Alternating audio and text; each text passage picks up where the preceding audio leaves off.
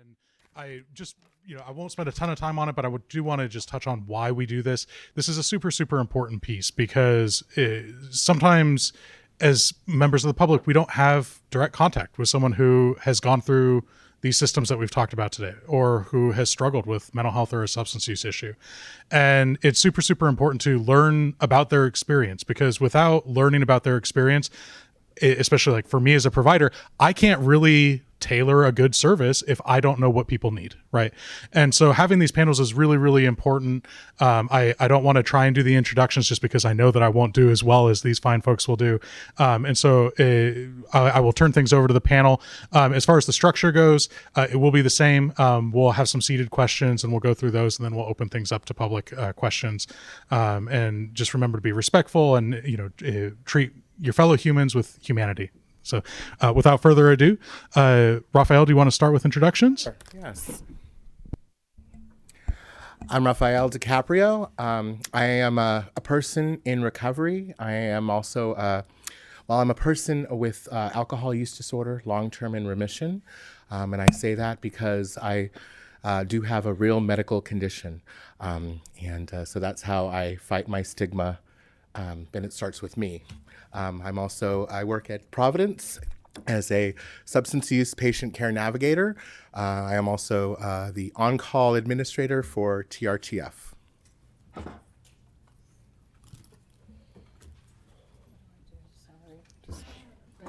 Just as long as the green light is on that microphone, you're good. Hello. Hi, I'm Gretchen Curtis, and I was born and raised here. I have 4 children and 5. Okay, Holly, I love you. I have 4 adult children and 5 grandchildren, and I do IHSS for a few friends. One is here to support me, and we own a business in town. I do all the book work there and help with the grandkids, and I also have a daughter who's schizophrenic, bipolar, and borderline, and I've spent the last 14 years advocating for her to keep her basically alive. And if it wasn't for me, she wouldn't be here. So I've always said, thank God I was her mom, because it's a lot of work. Hi, I'm Kristen Freeman.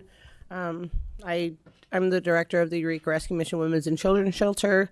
I just passed 9 years of sobriety. I have 5 children and 5 grandchildren. Thank you. So I'm the proud mom of 5 kids and 5 grandkids. I'm now a baseball mom. I'm identifying as a baseball mom now. This has been a crazy journey. Yeah, it's cool, but it's crazy, man. You got the field most of your life. And so I moved to Eureka 9 years ago. I found my sobriety through Christ at the Eureka Rescue Mission. And I'm happy to be here to speak as a lived experience person. Thank you. Hi, everybody. My name's Joe Nagy, Leah's son, as I'm sure the world knows. I pretty much consider myself a native of Humboldt. My parents moved here when I was about 3 years old, so I'm more a native here than anywhere else. I've had a stellar childhood. It's been great. It's wonderful. Everything is as normal as normal, there's that word, could be, until I was about 25. Then I was diagnosed with bipolar 1, which is it's the stronger of the two. It's the one with the schizophrenic symptoms in its high zone. So I've been battling that pretty extremely for over 26 years now. And hey, every day it shapes everything. And I'm just really happy to be sitting here, just able to say hi to everybody and be somewhat on the same level that I can think of, and not having to be in treatment somewhere in some building, some way. And that's basically it. Thanks for being here. I'm Wes Harrison. I am the executive director of Crossroads, which is how most of you know me. Some things that some of you may not know about me is I am a person with 10 years of continuous sobriety. Thank you. And I have 15 years of extensive drug use and severe mental health diagnoses. It's a part of me that I don't often get to talk about or share because what most people visualize is an executive of an agency in our community, see someone professional and put together who holds it all together. So I don't get to talk about some of the other things that are behind that. Like one of my favorite diagnoses that I have is generalized anxiety disorder, which means speaking into a microphone is my world's worst nightmare. Six. You are the world's best neighbor. Thank you. Thank you. I am a father of 4 kids, and I am a husband of 1 wife, which makes my wife the mother of 5 kids. So really, she's the one that keeps me all together, and she knows best about my many struggles. And I look forward to being able to share what mental health in real life looks like to individuals, and share some success stories and how I managed it and how I continue to help individuals who are also experiencing those issues. Thank you for coming out, guys. Thank you, everyone. So we'll jump right into the first seated question, and that is, what has helped you find success along your journey to recovery and wellness? You can jump in at any order. Yeah. Okay, I'll speak. For me, trying to find the help that my daughter needs, I think the success right now, she's in a locked facility in Modesto, and she's doing great. She's on her medication. When she's out in the real world, she's not on her medication. And the success is when the officers that show up on scene listen to me, and they hear what I'm saying. They hear that I'm telling them she's not using right now. She's just not on her meds. And I've been doing this with her for years. I see her every day. I'm helping her, and please, listen to me and take her where she needs to go, not to jail.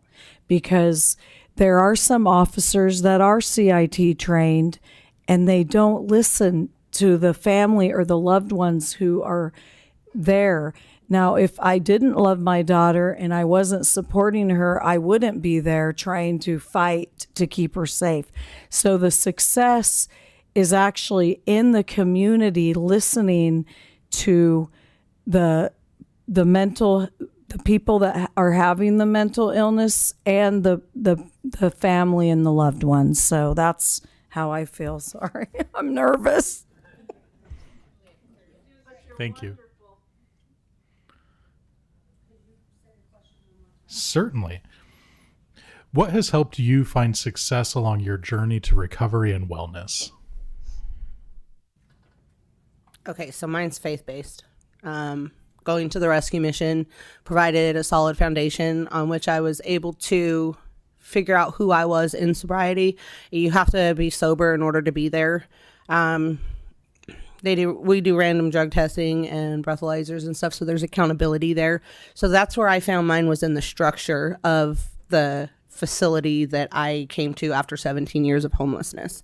And I started using drugs when I was 12 years old. I started with pot and then acid, and just continued from there into the harder things. So I struggled since I was 11. I'm 43 now, and I've got 9 years of sobriety. The wraparound services that they have in the community, the mental health programs that are set up through primary care. I was able to go to my primary care doctor, and they listened. They listened. That's my primary care physician listened, and they diagnosed all of my diagnoses before were diagnosed as a drug addict. So in sobriety, they listened and they re-diagnosed me, and I was able to move forward from that with my mental health issues, and they follow me with my medications and such. I think that the services, the wraparound services that they have here that I've seen in the facility for people is amazing. They actually come to our facility. If they don't see their clients, they come to the facility to look. So I think the wraparound services are really important in the mental health recovery. But I found mine through Christ. Can you repeat the question again? Certainly. What has helped you find success along your journey to recovery and wellness? So what has helped me is I got really involved with the 12-step community. So I got involved with the 12-step community, and it was basically because I had really nowhere to go at the time. The severity of my my substance use and coupled with untreated mental health, I had a really hard time connecting with anything. So it was thanks to those wonderful people in the fellowship, the 12-step fellowships, that pretty much just took me up and directed me not only how to stay sober, but also how to live, and it was people who were in my same exact shoes, that connected me to social services, connected me to a sober living environment, but also continued taking me to these meetings with them and with me. And something happened, and what happened was I got connected. I got connected not only to these individuals, but to this wonderful, wonderful community of people that didn't have the same experiences that I did, but experienced the level of, I guess, hopelessness and so that's what and now it has expanded. I'm a part of a yoga community now, and I just started archery. So for me, my wellness and mental health comes from being connected. Being in sobriety, it's also connected me to my family. So I've had this wonderful connection to my family for the past 9 years that I haven't had in a long time. So that's how that's worked for me.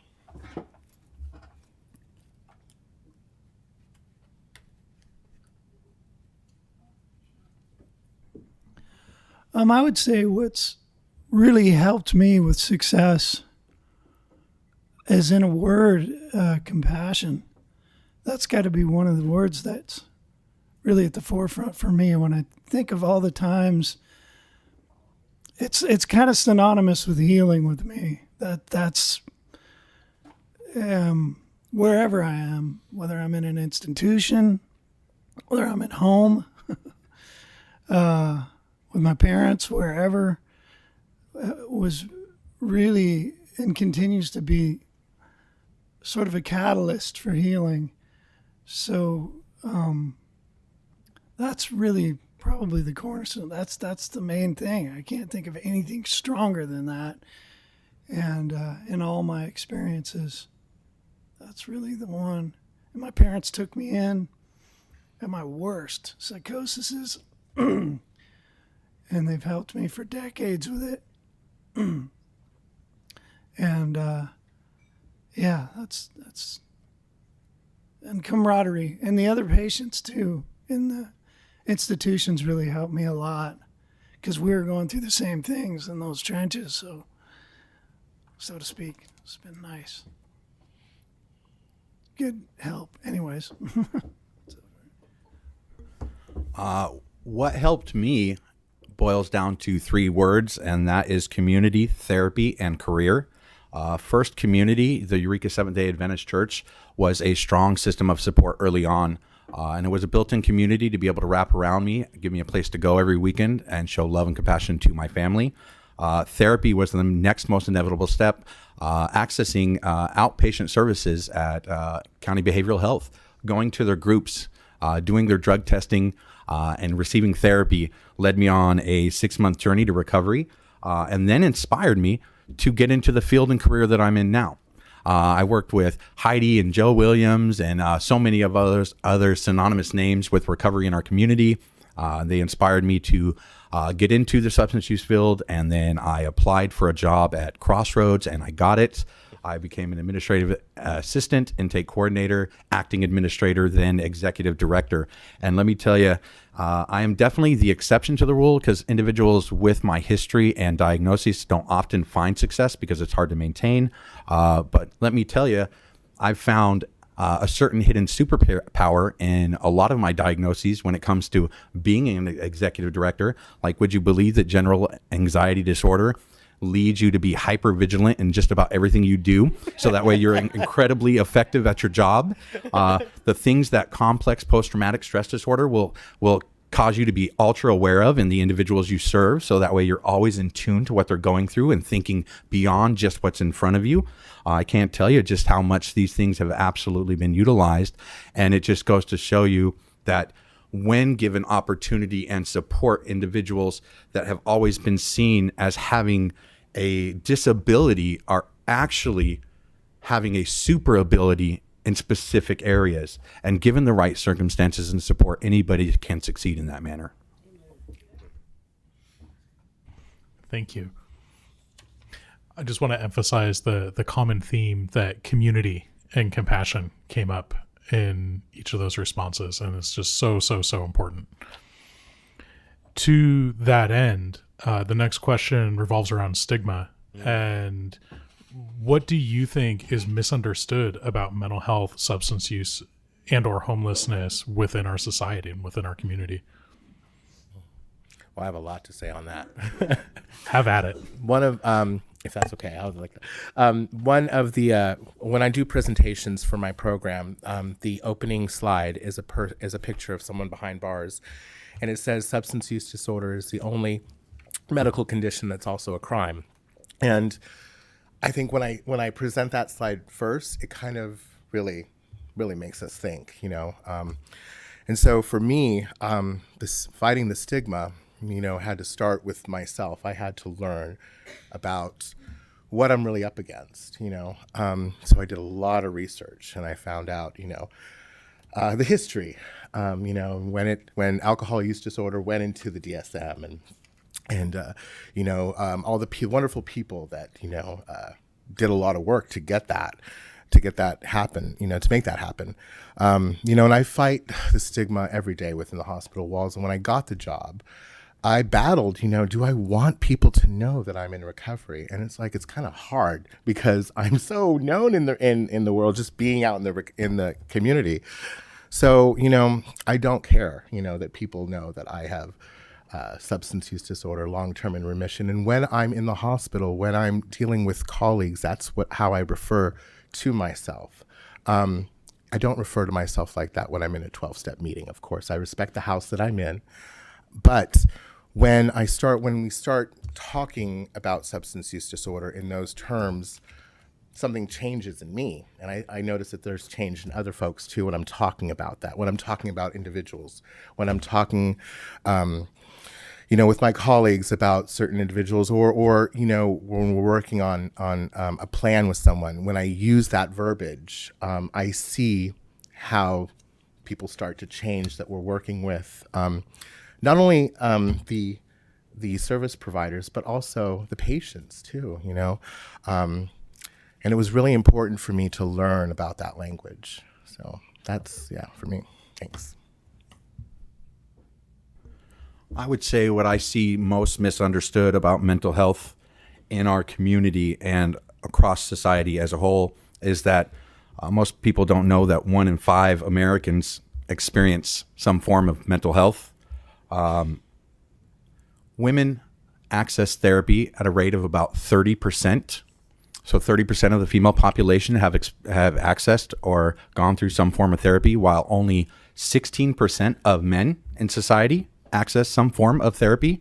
And I'm here to say that it's simply not true that women experience mental health at a higher rate than men. Men just do not access mental health at a rate in which is necessary for a healthy society. that there is a huge gender disparity upon this access of care for men. As a culture, we need to do more to promote mental health fairness and equity and equality if we ever hope to succeed as a society. The issues that we go through, as anyone could tell you, a lot of male perpetrated instances in society, such as violent crime and domestic violence, is often related to a lot of forms of mental health, undiagnosed, untreated. And I can tell you as a man myself that we as men do not openly accept or promote the wellness of each other. We view it as a constant level of weakness or vulnerability that is not accepted. And we need to do better as men, because if we are going to heal as a whole community, we need to catch up to our gender counterparts and become more honest with ourselves that we do need help and that it's okay to reach out for help when we need it.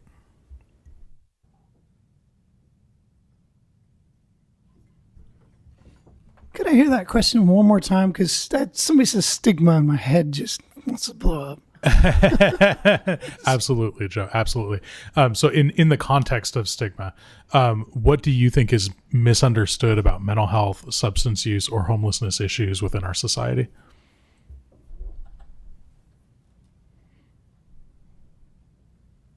One of the things I think of on here, I used to work with the county some years ago with case management and SOS and a couple others, Hope Center and whatnot. I got to see this on both sides after I was healed, the stigma thing. And one of the statistics I remember reading years ago was just how many, and I got to see this firsthand, how many of we call them our people instead of our cases, how many people were nonviolent that had mental illnesses. And, we talked about stigma with the whole thing of the first thing you're thinking of is, this person's mentally ill.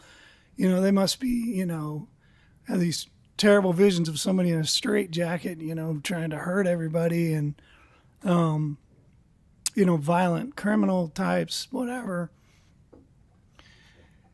And I still think, even to this day, there's still this sort of fear. The other one would be alienation. I don't want to go on to that one, but this sort of fear, I think, sometimes that, it could be that way.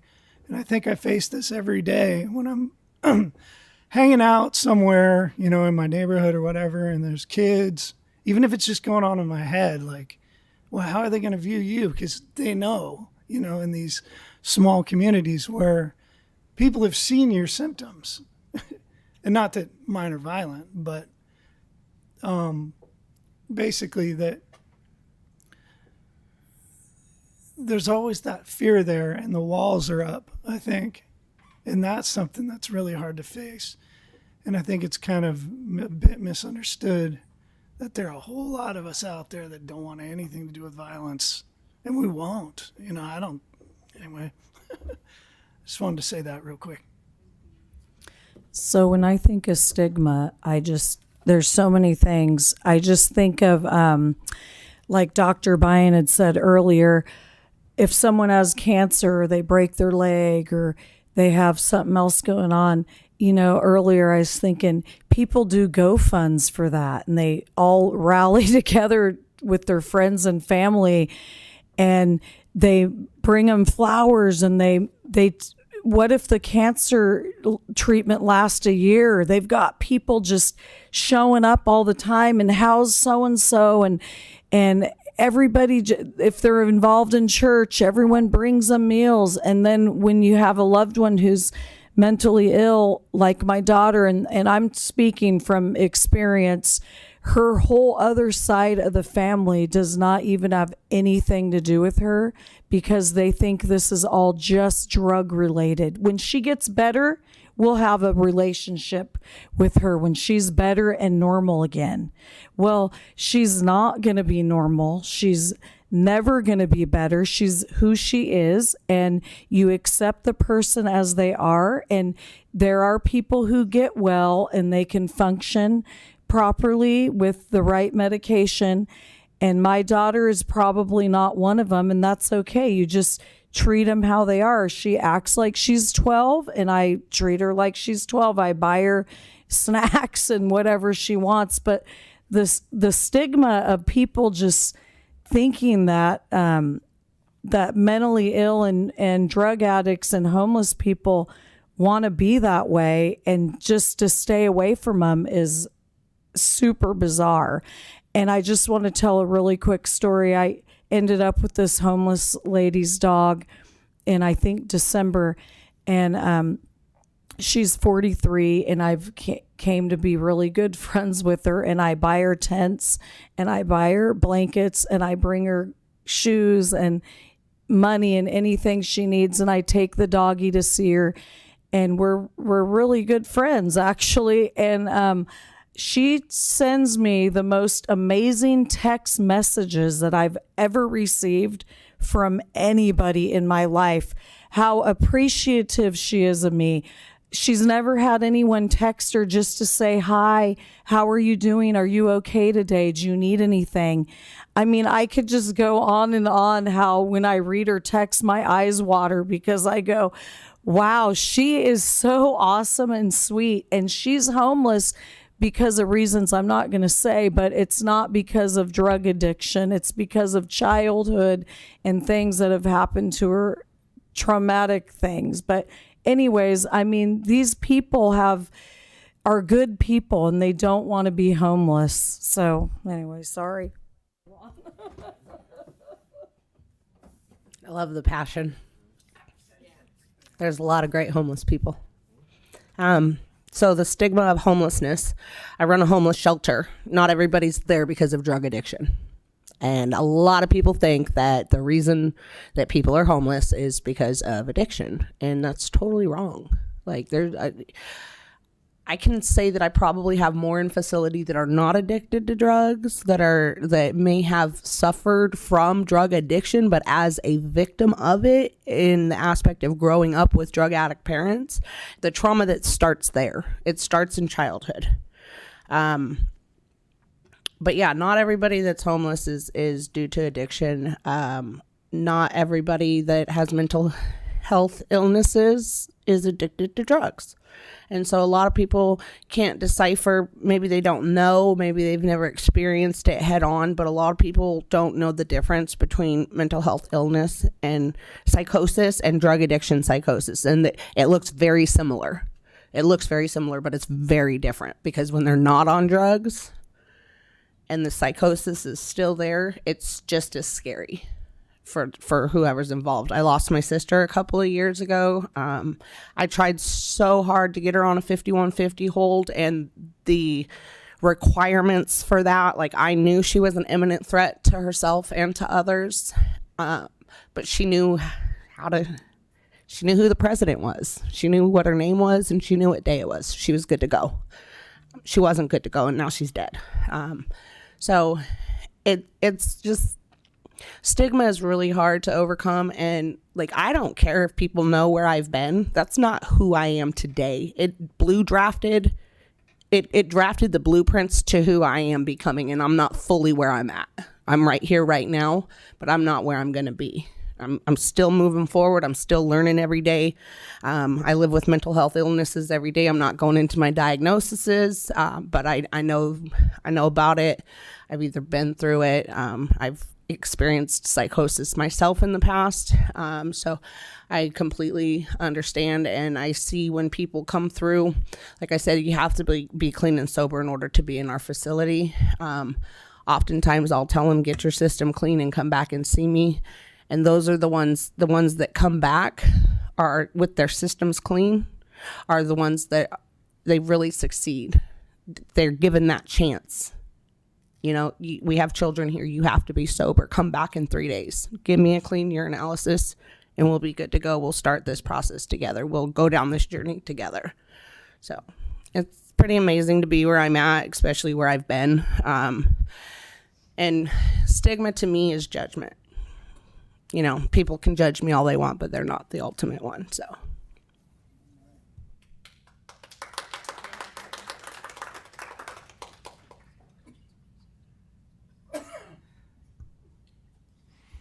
All right. Thank you, everyone, for sharing.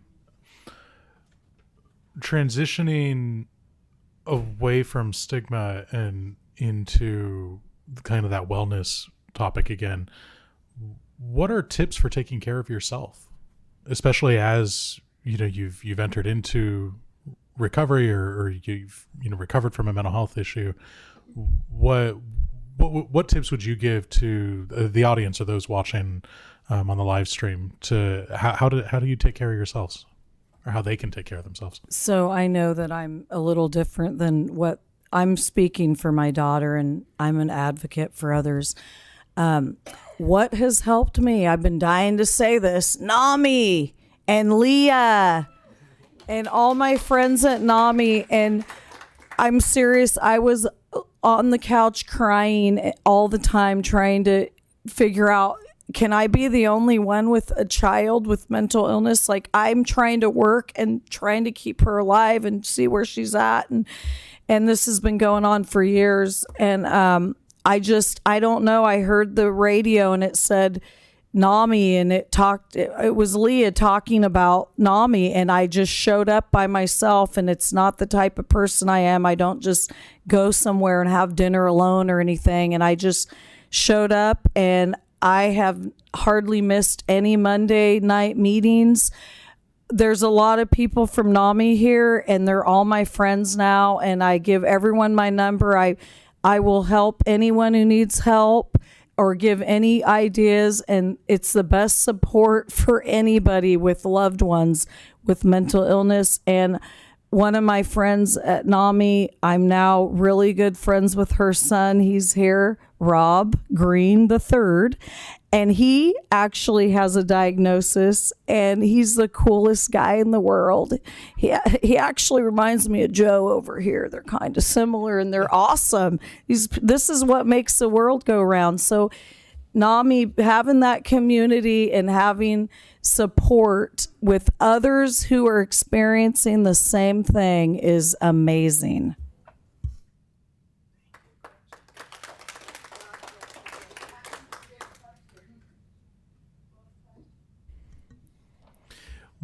What tips would you advocate for folks to take care of themselves? Yeah. So I know that self-forgiveness is a big thing. We all need to be forgiving of our own letdowns and grace, to be gentle with yourself as you navigate. Because when you come from where you've been and you're trying to get where you're going, there's a transitional period, and sometimes you feel really alone. But if you're going to make mistakes, you're going to fall. Give yourself grace, get up, keep moving. Self-care is a good thing. I never knew what that meant until about a year and a half ago. I do take care of myself by taking care of others. And, I work on everybody else's problems, so I don't have to focus on my own. And it's all self-care. Just take care of yourself. You can't take care of anybody else unless you're taken care of. And nobody can take care of you like you take care of yourself. So I just want to make sure this thing's on so folks can hear me. But the number one tip to treating your mental health is take your meds. Yes. Take your meds. Folks, I can't tell you. You know how you've been feeling really good lately if you've been on medication? That means they're working. It is no time to lose stride or get forgetful. If you have a regimen that is working today, continue to do that regimen and don't change it until it doesn't work as well. Communicate with your doctors and care providers to make sure that you are maintaining that mental health, because it is a maintenance program. You don't change your oil just once, folks. You change it every 3,000 miles. Maintenance is important. We don't want to blow a rod, so we take our meds. And I can tell you that I promise that taking meds is hard. I know it and I understand it. Taking meds is like maintaining a diet. Sure, we can have the willpower and the habit for a short period of time, and then we see a little bit of results, and then we get lazy or forgetful or stressed or sad. All of the normal things that we experience. I use the word normal because that's what we're trying to achieve with mental health maintenance. And it's weird that when we hit the stage of normal and we experience sadness or frustration, we act like it's the end of the world for us.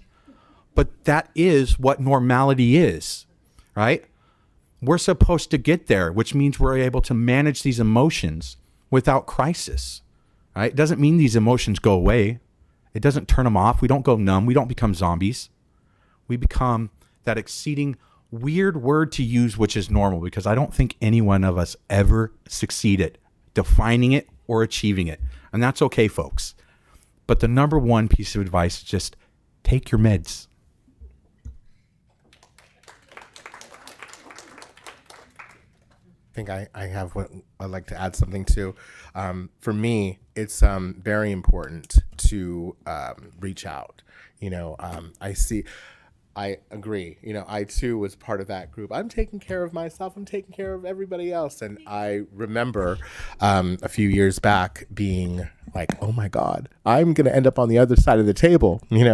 I'm so grateful that Providence offers, therapy I work in the emergency department. So I get that up. And I didn't know that was available to me if I didn't ask for help. So what I do is, I know when I have too much going on, and I certainly reach out. I reach out to, I call them my wise Jedi council, folks that I've just grown to know over the years. I've grown to trust, that, know me and know all of me, and have been in my shoes. And I consider these people mentors. They are, it's like I'm not redefining, the wheel. I mean, we both, are people that have come from this population that we serve, but we're not the first ones, So I look to, my mentors, my gurus, like Kim in the audience, and Dr. Bayan and Dana, those folk, and Wes too. Wes was definitely one of my mentors. But it's certainly asking for help and knowing when I need to take some time to, I need to take a mental health day, and it's absolutely okay.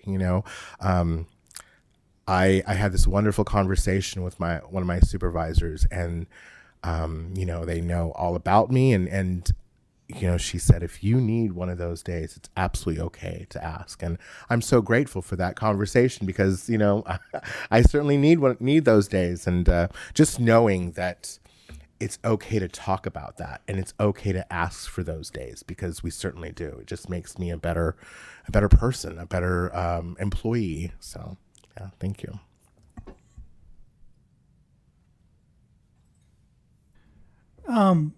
The one thing I think of too is breathing.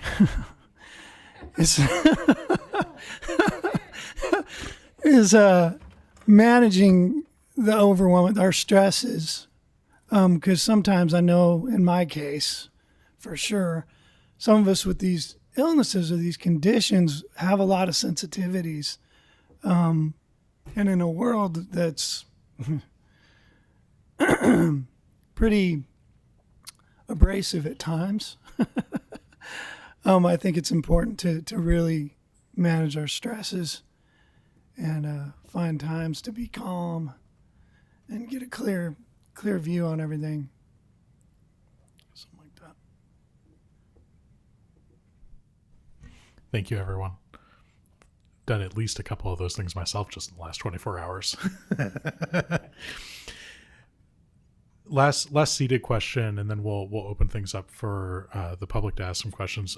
What do you advise community members do to support folks experiencing mental health, substance use, or homelessness related issues in our community? There's tons of services out there. Get familiar with what services are out there and help connect them with the correct services. There's so many amazing organizations that can help people don't know about.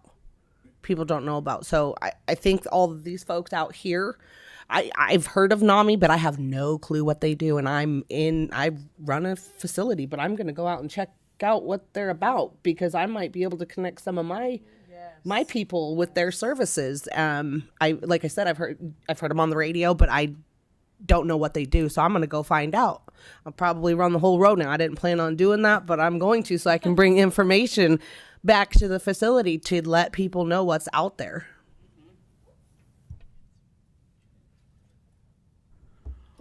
The advice I would give the community is to fully understand the nature of the beast that we're dealing with. It is a large scale problem. This is not a small communal problem that we're dealing with. Mental health is not its little pocket of crisis that we deal with, but it is a very large, nationwide, worldwide issue. We have to remember that we live in a society that continues to isolate and traumatize individuals, which means we're creating more mental health diagnoses every day than we can possibly treat. So if we're only having a penetration rate of about 1% of the population we're trying to serve, we are always going to be chasing our tails. We have to understand that the cycle of mental health treatment in our community is a broken one.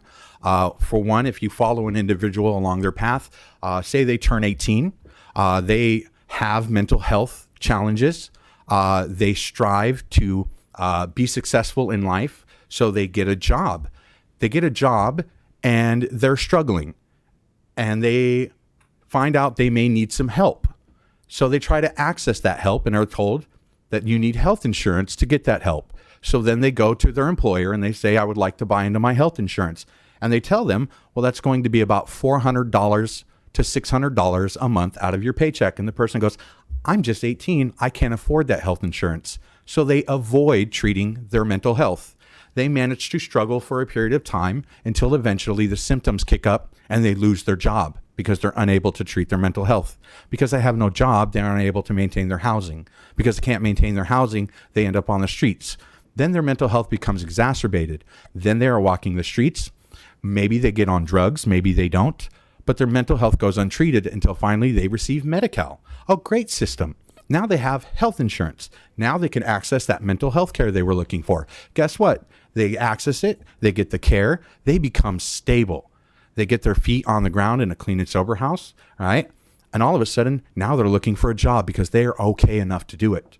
They get the job, and then they make too much money to be on Medi-Cal. And then that system of care is taken away because they can't afford their health insurance. And then their success begins to dwindle because they're struggling with mental health again because they can't afford their medications. And in 6 months, we see the cycle repeat. This system is large and it's broken. And it is something that we really need to look into. We need to be reading the policies in which our representatives are writing. We need to look at the propositions that are on the table very closely. And we need to advocate at least a local level within our state for them to push for something that will cover everyone.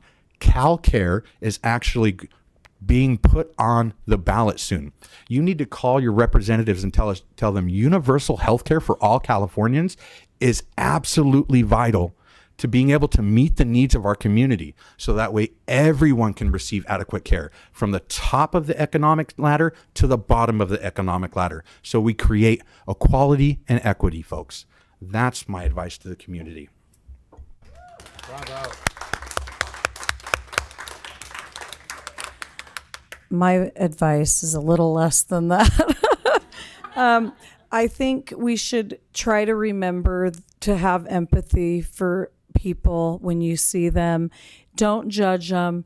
You don't know, have assumptions. You don't know why they're the way they are or what's really going on with them. And honestly, if you look it up, you could become mentally ill at any age in your life. There's people who don't become mentally ill till they're 60 or 50 and they have full-time jobs or they own businesses. It's from traumatic experiences. A divorce can cause mental illness for people. There's just so many things that it's caused by, just not drugs and alcohol. That is what the media portrays mentally ill people as. Anyways, that's it. Thanks.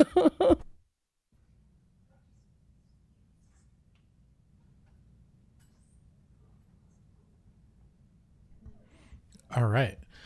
So with that, we'll transition to the audience being able to come up and ask questions. Again, if folks line up on the right side of the room, the way that you're facing, then we can bring folks up to the podium.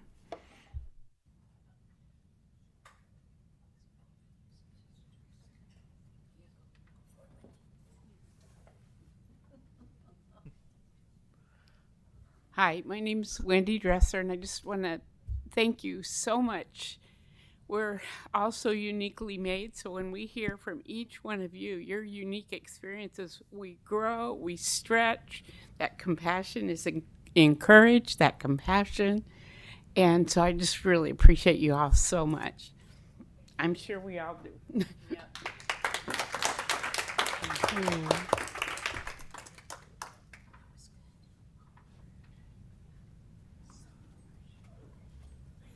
That microphone does bend too, so don't be afraid to level that the way that you need it.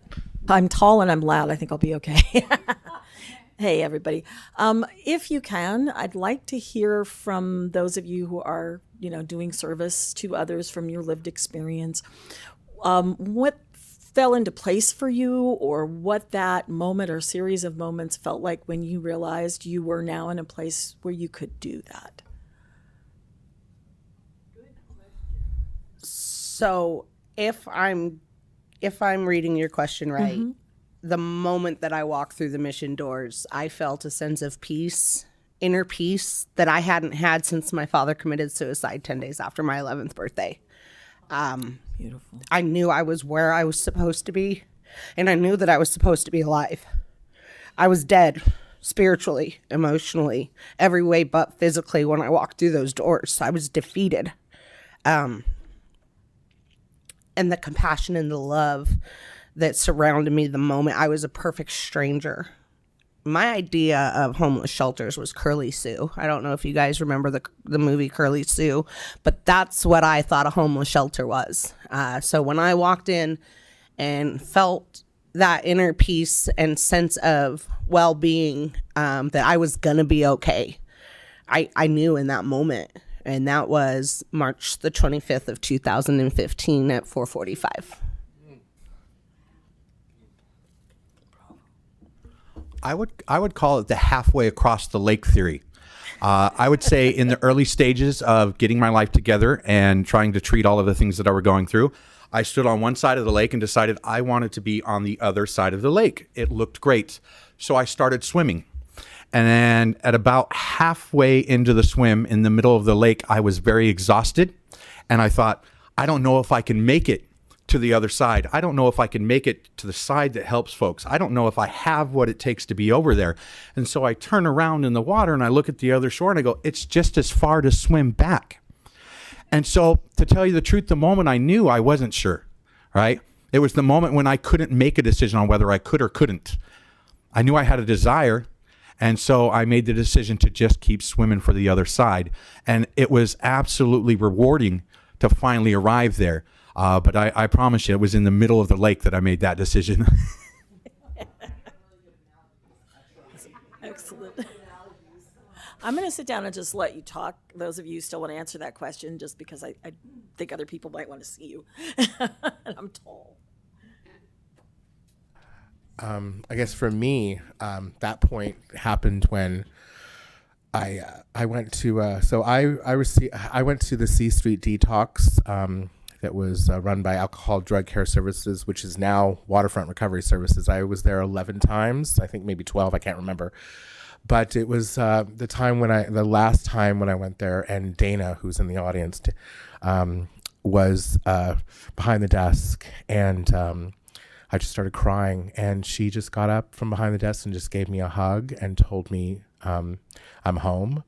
And from that moment on, I just remember something changing. I remember feeling that connection, that love that she gave me.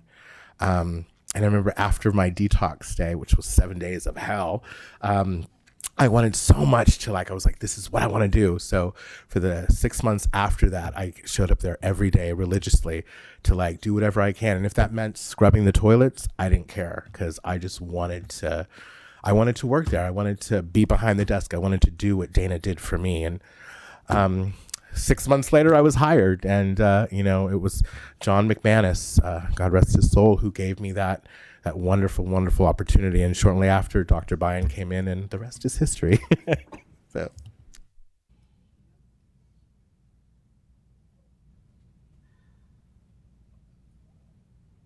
All right. Any other questions, folks that want to come up and ask?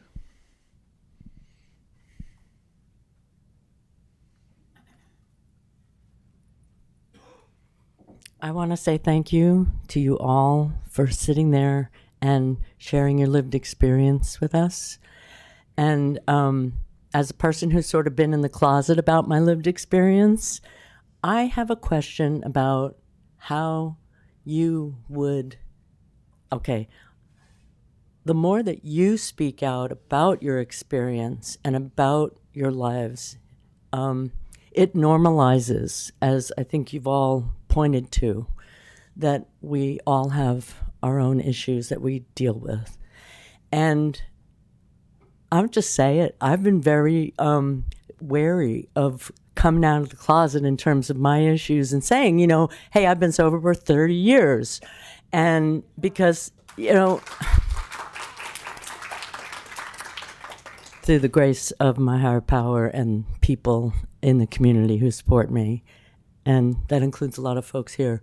But I want to ask you how you walk in that space where something that is stigmatized and some people look at you differently. How do you deal with that? And I'm going to sit down and just listen to your responses. Thank you. I call it strategic bravery. I look at it like a challenge to change the space that I occupy. And I know that my story has the ability to change that space. I mean, it's literally what I do for a living every day in residential rehab, working with individuals. So therefore, if it has that impact in that small room, maybe it'll have the same impact everywhere I go. And here are my pretty curt opinions on it. If my history and my story turns you off from me, then we weren't meant to be friends anyways. And hopefully maybe you can see the journey that I've been on, and that anyone who's willing to share their story with you has been on, gives you an opportunity to change your viewpoint, because we have all been wronged by people before and hurt by people before. And we all have our stories on why it was hard to share. But I promise you, if you set those aside as learning experiences and look at all of the individuals who have connected with you over your story and who have heard your story, you might be surprised at how many people's lives have been changed because of that one share you gave in that one meeting where you were brave and loud about it, and how it impacted them. And maybe 5 years down the road, someone sees you in the Winco parking lot and stops you and tells you just how impactful it was. You'll understand that strategic bravery is important for all of us to share. It falls on us, folks. It's our job to break the stigma. We're the ones experiencing it. We can't expect society to just morph and evolve on its own. We have to be the catalyst, which means we have to be brave.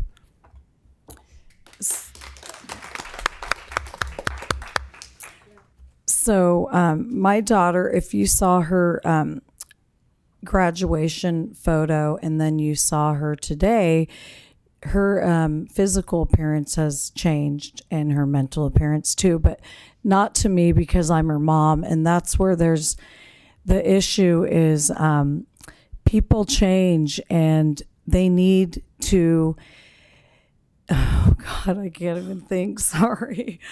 I am not embarrassed in any way of my daughter. My family used to be, and through my attitude and the way that I've changed, they've changed too. So, like the lady just said, what did she say? The more we talk about it, the more normalized it is. I mean, everybody's different, and why judge people? And God, I just can't think right now. Sorry. Why judge people and not accept them for who they are? I mean, I'm not going to treat my daughter different because she looks different. I mean, we need to normalize that everybody is different and everybody's journey changes, and we just need to support each other through it. I battled with that when I first got hired at Providence, and I remember talking to a family member, and she was like, "Well, what are you gonna let them know that you're in recovery?" I'm like, "Oh no, I don't know." But then something happened in the emergency department. In the first encounter, the person was leaving, and they said, "Hey, Raphael, am I going to see you at the AA meeting tonight?" And so, that's my life. And so, yeah. And I'm actually glad. I'm actually really glad, because I want the community to know, that I'm in recovery. It certainly has helped so much. For me, when I was on the other side of the table, my ears perked up when someone was helping me that had lived experiences. And for me, that person was Wes. That person was Dana. I'm sorry, Dana, for outing you, but and there's something really magical, that happens when, two people get together and, it's awesome, So for me, it was really like, I don't care, and I want to share something that's happening at Providence. It's awesome. With the closure of Singing Trees, a lot of our employees were going there who had issues with substance use disorder. And so now we're having, and I didn't realize, when I started there that I would be helping a lot of the employees, because of my, just being out, as a person in recovery. I get the opportunity to help, my peers find recovery. So I'm also working with leadership on fighting the stigma, and letting and developing something and a place for our employees to go to and to come to that are struggling. A lot of them, including, me, I was struggling at first, should I tell my employers that I'm in recovery, and a lot of employees struggle with, should I tell them that I'm struggling now? They need help. And so I'm grateful that I get to be that person, that they can come to, and I can help them find recovery, because this disease, substance use disorder, does not discriminate. It attacks everybody. So it's awesome that we get that leadership of Providence is recognizing, that we need to take care of our employees. So that's awesome. Thanks.